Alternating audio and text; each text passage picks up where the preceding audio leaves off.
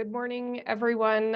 Thank you so much for joining us here this morning. My name is Samantha Becotte, and I'm the president of the Saskatchewan Teachers Federation. I want to acknowledge that I'm joining you from Treaty 6 territory in the traditional lands of the Métis. To start us out this morning, I want to have a little recap of our current round of negotiations because it has now been over 1 year since we started our collective bargaining, and just want to remind everyone of where we began and where we are. We had just begun negotiations and billboards started going up around the province, and that really set the tone for this round of negotiations. Through the meetings that we had from May until October, no real negotiations had happened. We presented facts, we presented our arguments, and we heard a lot of no's and take it or leave it offers. In mid-October, we declared an impasse and held a sanctions vote where 95% of members approved sanctions if they were necessary. Conciliation occurred in December and a report came in January. We still saw no movement from the GTBC with Government and School Boards Association.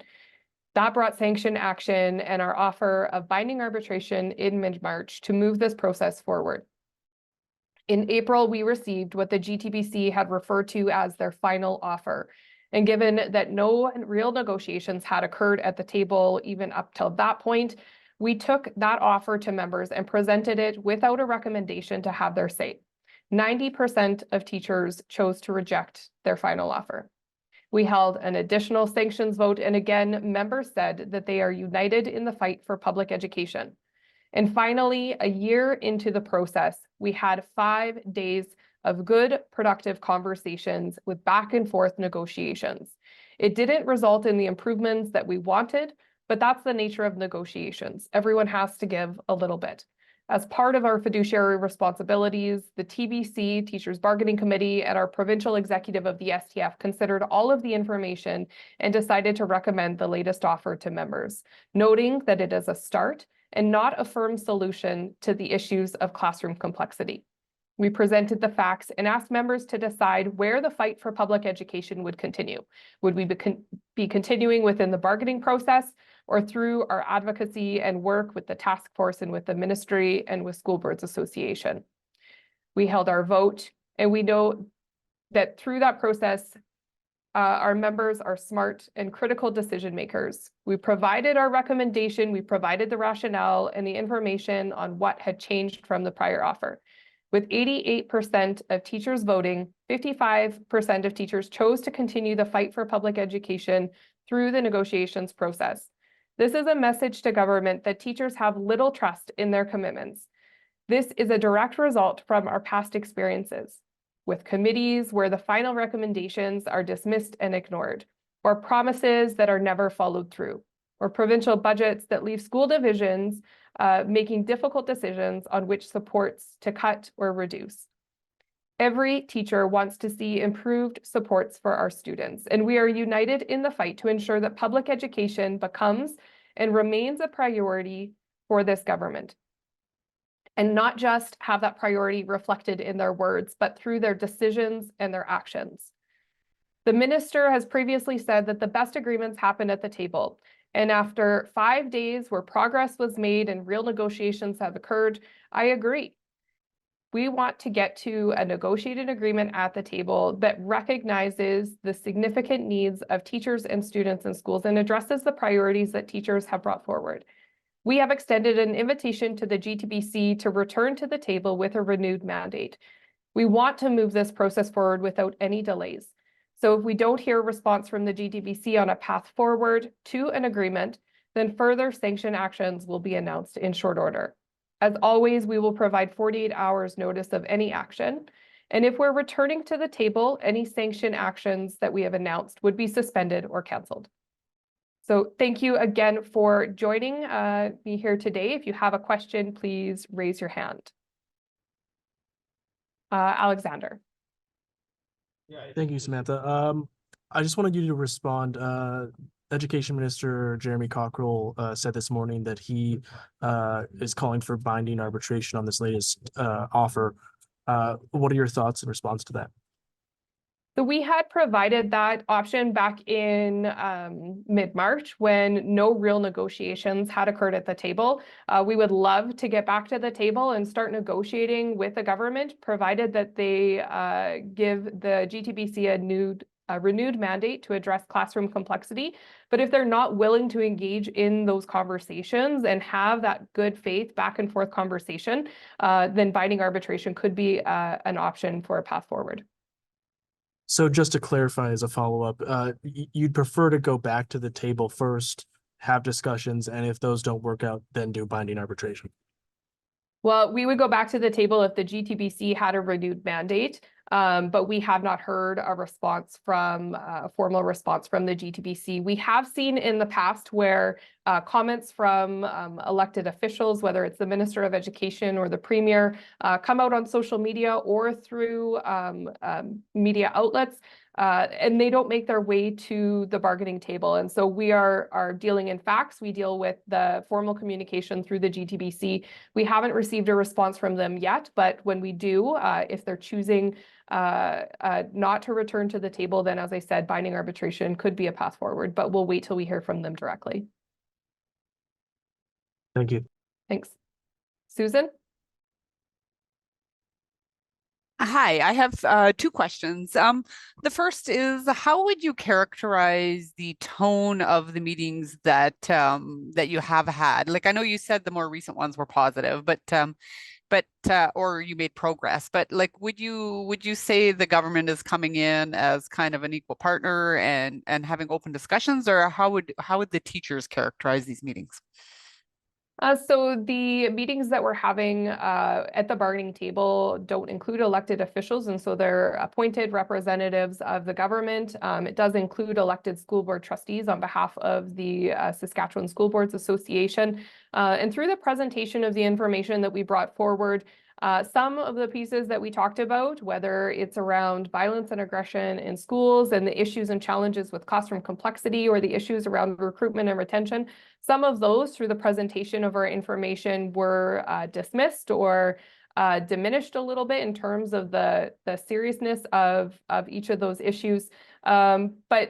But over the last 5 days that we have, there was a change in tone. It did really seem like the GTBC and the members who were at the table wanted to get to an agreement and wanted to move the process forward. And so that's when we got into those good faith back and forth negotiations. And I would hope that those conversations with a renewed mandate for the GTBC can continue so that we can get to a point where we have firm commitments to address the issues around classroom complexity, address the issues with recruitment and retention, and start addressing those big priorities that teachers have brought forward. Okay, so my second question is, are you seeing a difference, or is there a way for you to track a difference in voting or needs between the rural teachers and the urban teachers? And like rural, I mean, I would include small towns in there. Just like class sizes are obviously different between a bigger city and a smaller community. So what can you say about that? Absolutely, the issues with classroom complexity are going to be experienced in different ways across the province, but it doesn't mean that those issues don't exist. In large urban centers, we might have really large classes. In smaller rural centers, we might have more split grade or multi-curricula classes. And even then, those class numbers are still increasing. In addition, in all areas, we don't have adequate access to the supports that students need. And so in rural areas, you might have a mental health counselor that is shared amongst schools rather than someone full-time in the building that students can go to when there is a crisis. And then if there is no counselor available, those responsibilities fall to the teacher to provide. We don't have an adequate number of speech language pathologists where students can get timely access. So we know that in all places, there are growing wait lists for students to be able to access those professional supports. So it's not always about the number of students in the class, but it's about the needs of those students and ensuring that those needs are being met. And regardless of what classes look like or where students are in terms of their geographic location within the province, school divisions don't have the resources that they need to ensure that teachers can provide that high quality education to every child coming into their schools. Okay, thank you. Thank you. Emily? Hi, thank you for taking this question. Just the STF recommended members to vote for this most recent tentative agreement, and it was overall rejected. Is there any confidence in STF being questioned right now? We are confident that we can continue to advocate for our teachers and fight for public education right alongside them. I mean, I go back to that sanctions vote as well. We had 95% of members voting in favor of continuing to take action if necessary. And that shows that we are united in the fight for public education. Our current vote more is a message to government in terms of the lack of trust in the commitments that came forward and the need for having real tangible solutions to start addressing the issues of classroom complexity. There simply wasn't enough there. And as we said before as well, even with the recommendation that it was a start, it wasn't a firm solution, and we were all committed to continuing the fight. Teachers were giving us a direction on where that fight would be, and I respect the decision that our collective made, and we're going to move forward together to ensure that those needs are addressed for our students today as well as into the future. Amazing, thank you. And if you don't mind, I just have one more question so this has been going on for over a year now. How does it feel knowing it's still going on? There's still got to be a lot more figured out. Well, as I said, we knew that the fight for public education and improved supports for our students was going to continue whether teachers ratified the agreement or not. So it doesn't change my feelings towards this. There's always work that needs to continue. It's just which venue are we having those discussions in? And so we'll continue to advocate to get back to the bargaining table so that we can have real commitments that protect our working conditions and improve students' learning conditions starting as soon as possible. Thank you. Thanks. Susan, I see you still have your hand up. Did you have an additional question? No, I didn't. Sorry, I'll Okay. take it down. No, that's okay. Thanks. Jacob? Hi, so thanks for taking my question. With only 88% of membership voting, do you think there might be some voter fatigue among teachers? And or are some teachers not feeling confident enough on either side of the position? Well, this was a difficult decision for many of our members, recognizing that there's lots of factors to consider in the decision. I would still say 88% of members voting on a collective agreement or voting in a sanctions vote, those are really high turnout rates. So we're actually really pleased by the rate of membership and their engagement through this process. And then that takes me back to why we want to get back to the table and have a negotiated agreement.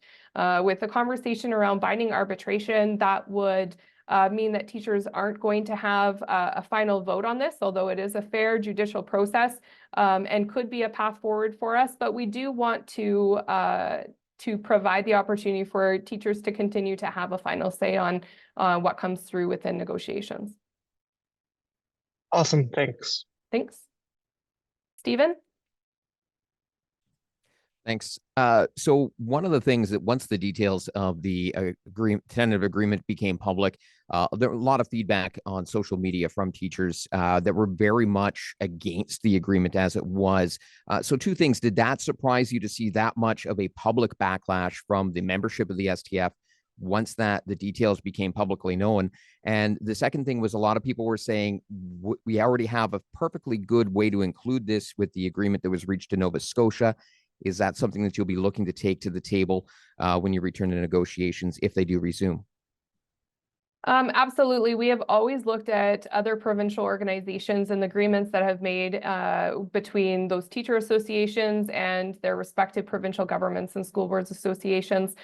We want to get to a negotiated agreement that provides a solution to start addressing the issues around classroom complexity.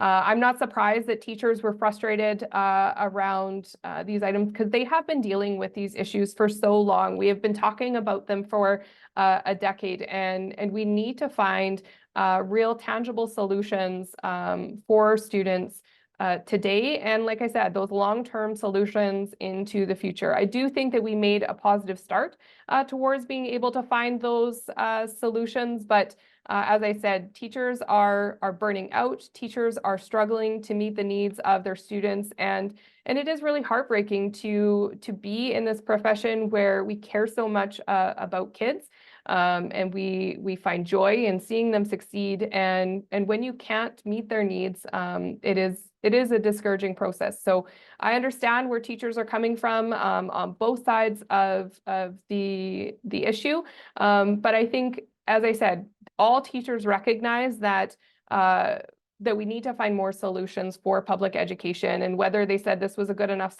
start or not, we need to continue those conversations beyond collective bargaining, beyond a budget cycle, beyond a provincial election. We need to ensure that our elected representatives, whether it's the Minister of Education, the Premier, your MLAs, local school trustees, that they all have education, public education as a priority when they're making their decisions. Jeremy? Hi there. I'm wondering, just with this vote, 55%, it's almost split.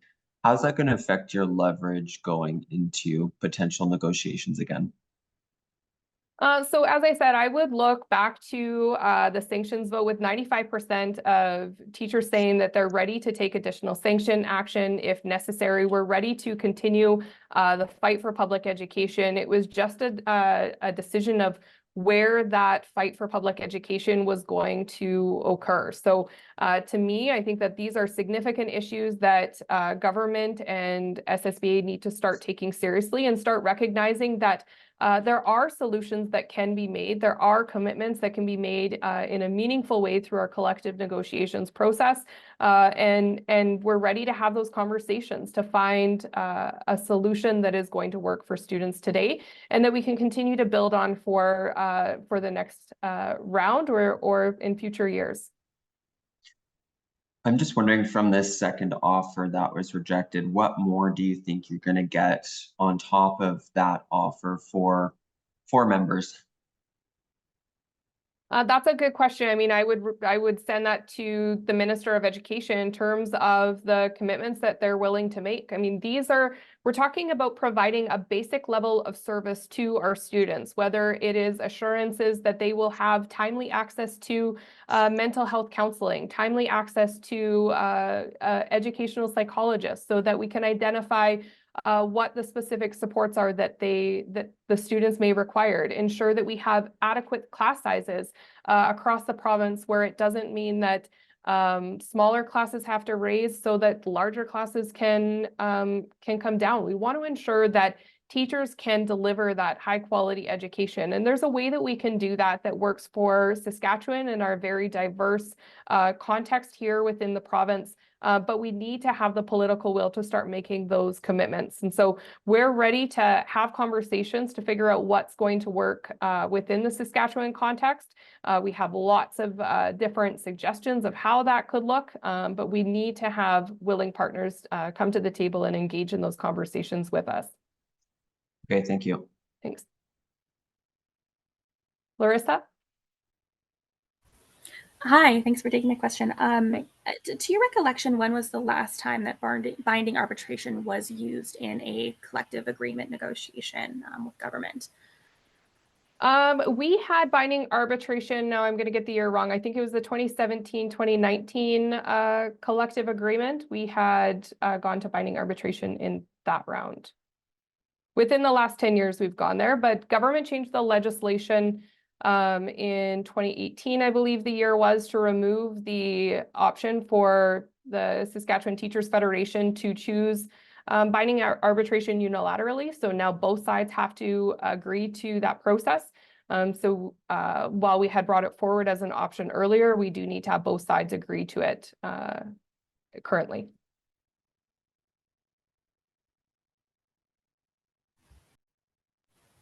Sorry, technical difficulties. Thank you. And also just kind of as to help us understand how this works from here on, should you agree to go into binding arbitration, what's sort of the timeline? What does that look like once it's engaged with? Well, there's lots of factors that can impact what that timeline looks like. It can sometimes be difficult to find an arbitrator here in Saskatchewan specifically because of, I mean, there's just not a lot of arbitration lawyers that are available, and so their availability also plays into it. It can sometimes be a bit of a long process.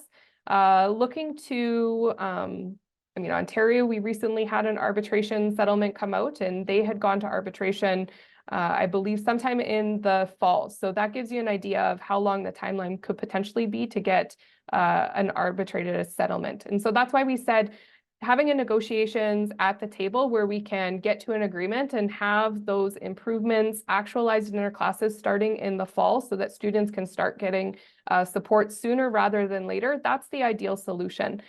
We have the ability to find those solutions here within Saskatchewan that works within our context, that's mutually agreeable to everyone involved, and where teachers are going to start to see real improvements to the supports that are available for them to be able to provide that high quality education to every child. So that's our goal. We want that sooner rather than later, because the longer that this process is delayed just means that there are more students going without the support that they deserve and have a right to.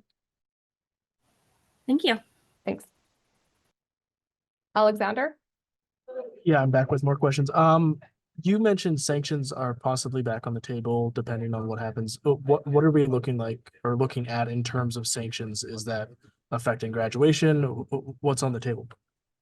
Well, any of the actions that are available to us are on the table, although, like I said, it is our hope that we're able to get back to the bargaining table with the GTBC and a renewed mandate from their side and a commitment from government and the SSBA to start finding those solutions. That's our focus. Our focus has always been on the goal of getting an agreement that addresses the priorities of teachers, and we'll continue to have that focus. But if government is delaying the process in any way or not responding to what we have put forward and not providing a real commitment to come back with a renewed mandate, then we are left with no other option other than to apply sanctions to try and move this process forward. 55% of the teachers who voted rejected the agreement. I guess, is there more that the STF could have done to encourage teachers, or you know, because you did endorse this proposal, so I'm just wondering what your thoughts are on that. No, we presented the facts to our teachers. And like I said, teachers are smart. They are incredibly critical, and they have been living with these challenges around classroom complexity and deteriorations to their compensation due to a loss of purchasing power now for a decade and through our last several collective agreements. And teachers have said, we need to have real solutions to these issues. We cannot continue any further with promises that can be broken or commitments that don't get followed through with.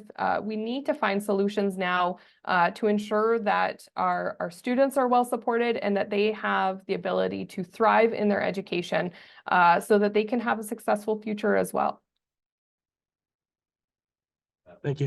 Thanks. And I'll go to Emily in a second. I did see a question come up in the chat. Sorry, I should have gone to it before as well. Do you anticipate bargaining discussions and potentially teacher job action will continue through the summer and into the next year? So as I said, we want to get this agreement as soon as possible.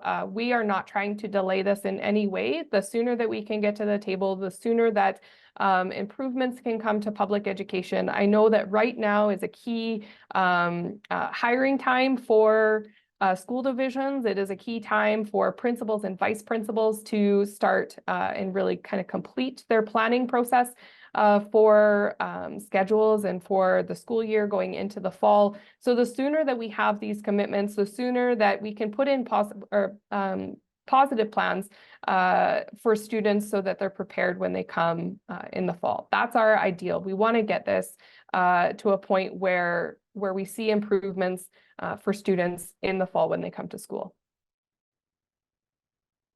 Emily? Hi again. It's kind of following Kira's question that she put in the chat, but just talks about this going into the next school year and even through the summer. What are some things that could impact for students or teachers if that did happen? Well, as I said, we're ready to fight. We will have the fight as long as it takes, and whether it is in negotiations or whether it is outside of the negotiations, these problems have been created over a decade. It's going to take more than one budget cycle and more than one bargaining cycle to have these issues adequately addressed. So regardless of when this round of collective bargaining concludes, we still need to continue the conversations about classroom complexity because there will still be issues that remain.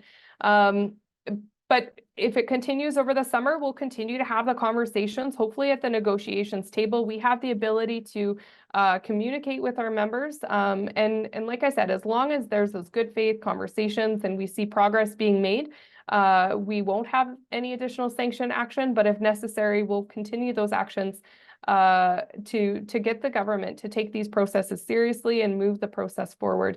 And like I said, those could have an impact on students. We would like it not to. As always, we want to negotiate without the need to have sanctions, but if government chooses not to engage in the process with us, then we have no other option.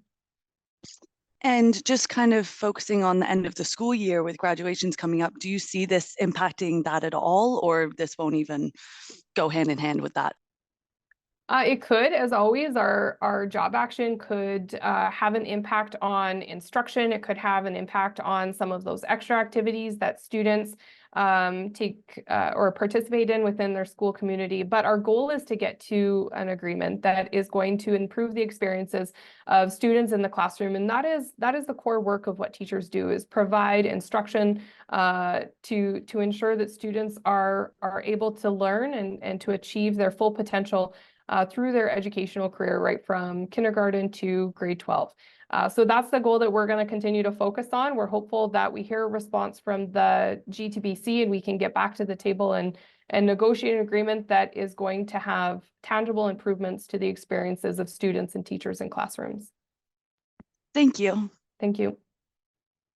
So thank you so much, everyone, for your participation. I know there's lots of members of the public and teachers probably or potentially online listening as well. All of the members of the media. This has been a year and you have been through it with us. So thank you so much for your attention to these issues and your commitment to ensure that the realities of our current situation are shared with members of the public. So thank you so much for everyone's participation and all of the great questions. I hope you have a great rest of your day and a wonderful weekend.